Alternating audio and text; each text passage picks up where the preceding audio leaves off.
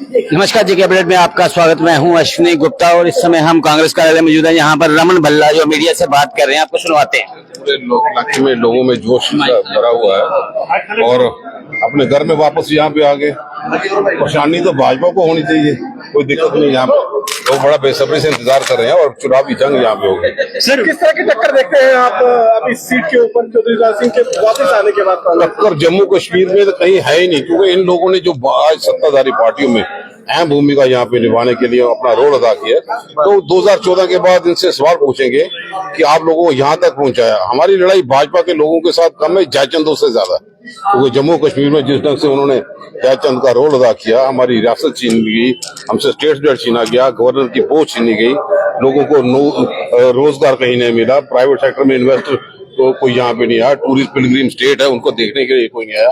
क्या you labour सड़कों के अंदर धरने प्रदर्शन करते रहे, सीआईएसएफ वाले लोग इनके घरों के बाद प्रदर्शन यहाँ पे करते रहे, तो ये चुनावी जंग यहाँ पे होगी। और हमें लगता है कि कांग्रेस के स्पोक्स पर्सन पवन खेड़ा का एक बयान सामने आया था जिसमें उन्होंने कहा था कि भाजपा जो है वो रेपिस्ट का साथ देने वाली पार्टी है, तो आज आप उसी का साथ जो है उसी को आप अपनी पार्टी कहाँ पे वो सीबीआई का इंक्वायरी कर रही थी, सीबीआई जांच करवा लेते ना, भाजपा को दूध का दूध पानी का पानी आता, कौन साथ दे रहा था? वो तो डिमांड कर रहे थे ना उसकी तरफ से।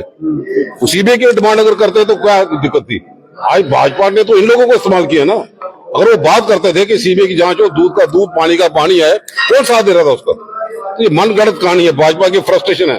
भाजपा की आखिरी गिनती शुरू हो चुकी है और जम्मू कश्मीर से शुरू होगी। जम्मू कश्मीर की रियासत थी जिन्होंने इन लोगों को यहाँ पे सत्ता तक पहुंचाया और जम्मू कश्मीर के हालात को, लैंड ऑर्डर प्रॉब्लम को दावे करते थे कि हम नोटबंदी के बाद आतंकवाद की कमर तोड़ेंगे। आज ड्रोन का अटैक, आज सिलेक्टिव किलिंग, आज targeting killing, prime minister relief जो रिहेबिलिटेशन पैकेज को आगे ना बढ़ाना, उन लोगों को रोजगार ना देना, तो ये सब सवालिया निशान यहाँ पे है। लोग बेसब्री से इंतजार करते हैं। आप महंगाई पे काबू नहीं कर पाए। यहाँ पे हर लिहाज से ऑक्सीजन की कमी के कारण लोग मारे जा रहे थे। लोगों ने रोल यहाँ पे, और जम्मू कश्मीर में खासतौर पर नौजवानों को छोड़ के बाकी सब लोगों को उन्होंने जख्म दिया। नौजवान जब रोजगार मांगते थे, पकौड़े बनाने की सलाह देते हैं, तो जम्मू कश्मीर में लोगों के साथ क्या हुआ? लोग अपनी रेत बजरी उसको भी नहीं बेच पाते, जमीनें लोगों की छीन ली। आप कौन से नेक्सस यहाँ पे है? सब बड़े बड़े काम चल रहे हैं, लेकिन रेत बजरी आम आदमी, लोकल आदमी का उठाएगा तो वो काम नहीं कर सकता। सबसे ज्यादा जरूरी है कि पेट का सवाल है। जम्मू कश्मीर यहाँ पे जिसने दरबार मुंह बंद कर दिया, ये कंपोजिट कल्चर था, रीजनल हार्मोनी थी, जहाँ पे एक दूसरे के साथ कंधे के साथ कंधा मिला के करते थे। अभी तो शुरुआत है, आप थोड़े दिन इंतजार करो, देखे कैसे ढंग से ये करवट यहाँ पे लेगा। यहाँ पर रमन भल्ला ने जो बात कही, कहीं ना कहीं उन्होंने सवाल जो उठाए हैं, उन सवालों पर भाजपा को जवाब देना ही पड़ेगा। लेकिन इससे पहले हम बता दें कि कुछ ही देर पहले अगर बात की जाए तो चौधरी लाल सिंह ने नई दिल्ली में जो है कांग्रेस पार्टी का दामन थामा है और साथ ही साथ उन्होंने वहां पर एक बात कही। उन्होंने कहा है कि जिस पार्टी में वो जाते हैं या जिस पार्टी से वो चुनाव लड़ते हैं, सत्ता सरकार उसी पार्टी की बनती है। तो कहीं ना कहीं उन्होंने एक संकेत दिया है कि वो अगर कांग्रेस की तरफ से चुनाव लड़े तो तब कांग्रेस सत्ता में आई, भाजपा की तरफ से चुनाव लड़े तो भाजपा सत्ता में आई। अब एक बार फिर से वो कांग्रेस की तरफ से चुनाव लड़ने जा रहे हैं और उनका यही संकेत है कि इस बार फिर से कांग्रेस की सरकार जो है वो देश में बनने जा रही है। लेकिन साथ ही उन्होंने कहा कि 370 की बात भाजपा करती है, लेकिन 370 की अगर बात की जाए तो वो जम्मू कश्मीर में धारा 370 तोड़ने की बात की गई, उसी को लेकर जो धारा 370 जो तोड़ी गई है उस पर ही उन्होंने ये कहा कि 370 को लेकर जो जम्मू कश्मीर से बात की, लेकिन जम्मू कश्मीर से एक भी सीट जो है वो भाजपा को नहीं मिलेगी, तो फिर 370 की बात कहां से रह गई। यहाँ पर और भी कांग्रेसी नेता है, हम उनसे भी बात करने का प्रयास करते हैं कि आखिर यहाँ जश्न का माहौल यहाँ पर इस समय आप देख सकते हैं। लाल सिंह के ज्वाइन होने पर यहाँ एक जश्न का माहौल है और लगातार ये बात यहाँ पर कांग्रेस के कार्यकारी अध्यक्ष रमन भल्ला जो दिग्गज नेता भी हैं और ये मीडिया से इस समय बात कर रहे हैं, इससे पहले लगातार जो है मीडिया उनका रिव्यू ले रही है ताकि चौधरी लाल सिंह को जिस तरह से वापस अगर लाया जाए कि चौधरी लाल सिंह जिस तरह से वापस आ रहे हैं, कहीं ना कहीं कांग्रेस में नई ऊर्जा का संचार जो है वो हुआ है।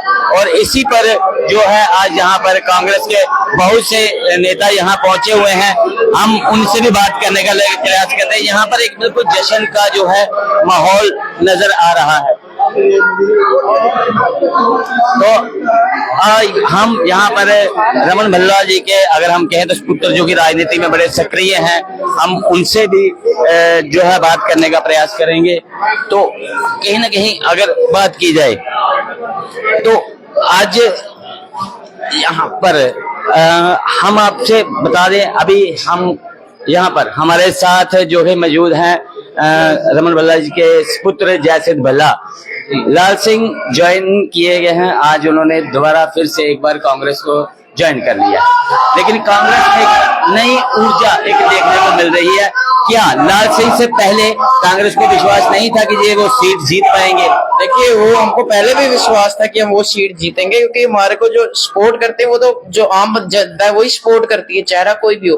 लाल सिंह जी जो है वो एक शेर व्यक्ति है, क्योंकि आप देखो पहली बार ऐसा होगा जब किसी पे ईडी का दुरुपयोग किया गया, वो बंदा कहाँ भागता है, भाजपा में भागता है, पर वो कांग्रेस पार्टी के यहाँ पे है, क्योंकि उन्होंने एक विकल्प देखा कौन उनके साथ मुश्किल वक्त में खड़ा हुआ था।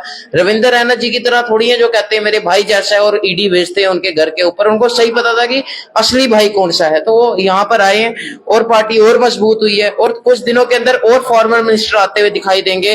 कविंदर गुप्ता जी तक ने कांग्रेस की मेंबरशिप के लिए अप्लाई किया था, और क्या बताएं, उनको पार्टी ने मना कर दिया कि आपको मेंबरशिप नहीं दे सकते, क्योंकि अगर जो पार्टी हालत थी वो तो और गिरा जाते अगर उनको हम पार्टी में लाते। तो बड़े नेता पार्टी के साथ संपर्क में है।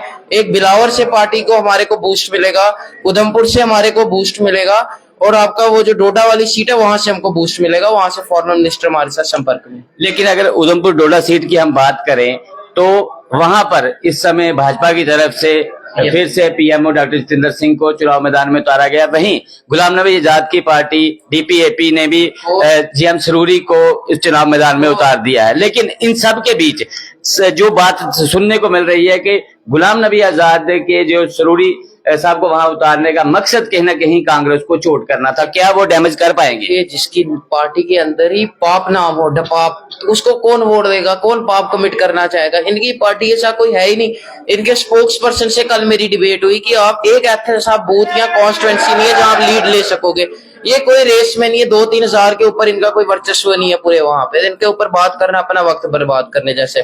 लड़ाई कांग्रेस और बीजेपी की है, और कांग्रेस ही भाजपा पे भारी, और कांग्रेस ही जीत कर आएगी वहां से। बाकी हमें कोई किसी से खतरा नहीं है। अभी एमएलए का भी चुनाव 2-3 महीने बाद आ जाएगा, सितंबर में आ जाएगा, जुलाई के बाद, तब जून के बाद, तब आप देखना यहाँ पे हमारी सरकार बनेगी और मुख्यमंत्री कांग्रेस पार्टी का होगा। उधमपुर डोडा सीट से तो चौधरी लाल सिंह का चुनाव लड़ना तय है, तो क्या जम्मू सीट से आपके पिताजी रमन भल्ला चुनाव लड़ेंगे या नहीं? देखिए, देखते हैं, कल तक सब आ जाएगा। जब तक कोई चीज आई नहीं हो तो क्यों बताना, अभी देखते हैं। सबको पता है, वैसे नाम सबको पता है, क्या बताना। बाकियों के तो आपने नाम बता दिए कि कविंदर गुप्ता जी ने भी अप्लाई किया था कांग्रेस के लिए, तो यहाँ भी थोड़ा सा बताते तो चलो बहर है, उनका नाम बताया, कौन से पर्सनल रिलेशन सब कुछ क्लियर हो जाएगा। हफ्ते के अंदर देखते जाओ, भाजपा दफ्तर में बंदे नहीं दिखना स्टार्ट होंगे, सिवाय रविंद्र रैना जी कुर्सी पे बैठेंगे और कोई बंदा कुर्सी पे बैठा हुआ दिखाई नहीं देगा। पूरा दफ्तर खाली होने वाला है इनका। तो ये युवा नेता कांग्रेस के जो कि सक्रिय राजनीति में आजकल बहुत सक्रिय हैं, तो कहीं ना कहीं उन्होंने जो कहा है कि भाजपा कार्यालय बहुत जल्द खाली होना शुरू हो जाएगा और ज्यादातर लोग जो है वो कांग्रेस की तरफ जो है वो रुख करेंगे। तो अभी भी बाहर अगर हम कहें तो जमावड़ा लगा हुआ है, लगातार मीडिया से बात कर रहे हैं रमन भल्ला जी। तो यहाँ तक देखना है जितने आरोप जो लगाए गए हैं इनकी तरफ से, जयसिद्ध भल्ला की तरफ से, उन आरोपों में कितना सच्चाई है ये तो आने वाला वक्त ही बताएगा। फिलहाल कांग्रेस में एक नई ऊर्जा का संचार जरूर हुआ है चौधरी लाल सिंह के पार्टी के ज्वाइन होने के बाद। तो मुझे अश्विनी गुप्ता को नरेंद्र शर्मा के साथ दें इजाजत। आप जुड़े रहें जेके अपडेट के साथ।